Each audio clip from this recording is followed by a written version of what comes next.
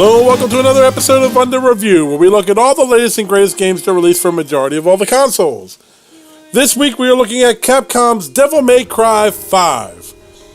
Now it has been a while since we joined our favorite protagonists on their juvenile adventures weeding the world of demonic demons. This is not counting the reboot that we got a few years ago.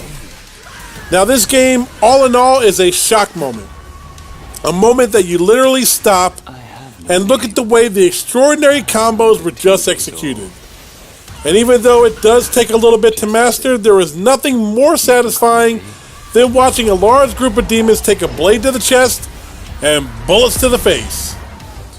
All the while accompanied by a soundtrack that will have you feeling like a true demon hunter in no time. Then I guess we keep going.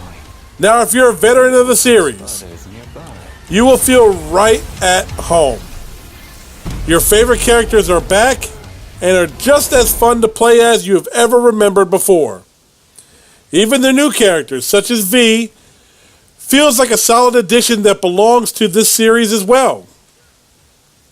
If you're a newcomer to the series, Hideki does not fill the game with past game mythology, even though they're just a couple of YouTube videos away from being caught right up to the story and the action.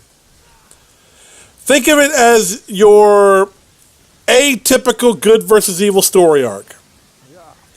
This game does follow the events of Devil May Cry 4, where the series hero Dante and Nero work with a new character named V to take on Urizen. I believe that's how you pronounce it, or how they pronounce it here.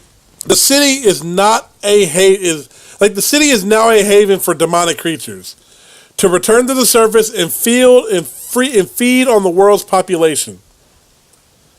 Now, many will remember Nero and his demon arm, but in the opening minutes of the game, Nero and Dante are beaten, pretty badly I may add, and Nero is going to have to rely on a now mechanical demon arm. We'll not go into much detail about how that happens or why, because I don't want to really get into spoiler territory. You have to watch the story. Now, Nero now will have to rely on the Devil Breakers and are his main fighting mechanic. The Flame Sword and the Freeze Time attachments are what makes Nero unbeatable in this game. He is more nimble than he has ever been before, and you will dodge and time your heavy attacks just to the point to perform the ultimate Devil Break. And I have to say, Nero is actually a blast to play and is seamless. Dante is just as you would remember when you played him in previous game iterations, wielding his good old sword Rebellion and his double pistols Ebony and Ivory. We felt right at home. Classic Devil May Cry, swordplay and gunslinging. There are 4 unique categories for him, such as the Swordmaster, the Gunslinger, Trickster, and the Royal Guard. Now, this does not mean that we do not see Dante vary up his mechanics at all, and on the contrary, we actually see Dante later on wield elemental nunchucks and a motorcycle.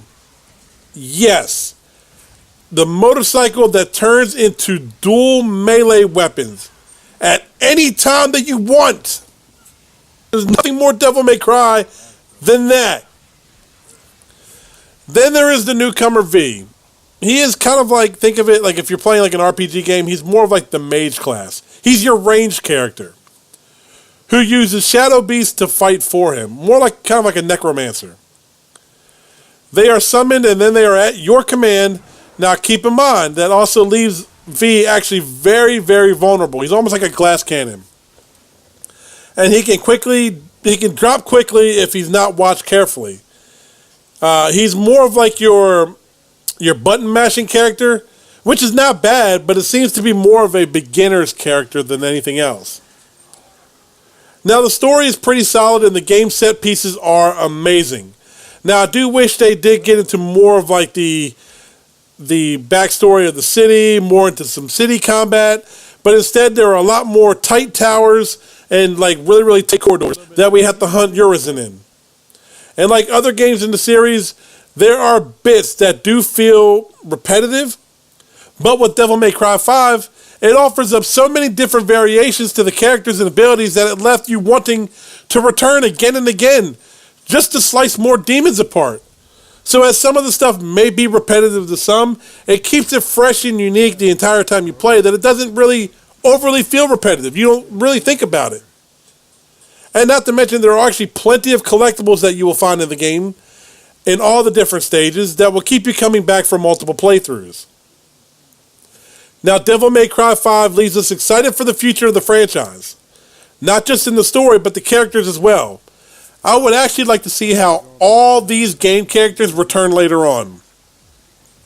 They didn't turn the series like really on its head, but instead built upon what we have loved about the franchise for so long. It stays true to where it started and brought it to the next generation of gamers. And all I can say is, welcome back Dante, welcome back Nero, and thank you, Mr. Hidaki.